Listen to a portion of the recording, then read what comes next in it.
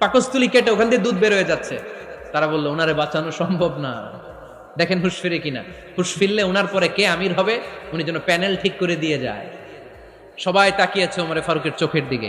আল্লাহর মেহেরবানিতে ঘন্টা খানিক পরে উনি চোখ খুললেন। চোখ খোলার পরেই বলেন নাই ও মা আমি মরে যাই। চোখ খোলার পরে উনি বলেন নাই কে মারলো আমারে। চোখ খোলার পরে উনি বলেন নাই আমার পরে নেতা কে হবে। চোখ খোলার পরে সর্বপ্রথম কথাটি ছিল আসল্লান নাস, আমার নেতৃত্বে যে ফজরের নামাজটা শুরু হয়েছিল এটাকে ঠিকমতো তোরা পড়েছিলি? আমার নেতৃত্বে যে ফজরের জামাত শুরু হয়েছিল সেটা ঠিকঠাক মতো সমাপ্ত হয়েছিল কিনা আগে বল। আসল্লান নাস, নামাজটা হয়েছে কিনা বল। সুবহানাল্লাহ কইতে পারলেন না?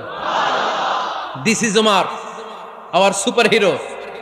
নেতা অনেকগুলো লাগে না, এরকম নেতা একটাই যথেষ্ট যে গোটা বিশ্বকে কাঁপায় দিতে পারে। চিল্লায় বলো ঠিক কিনা।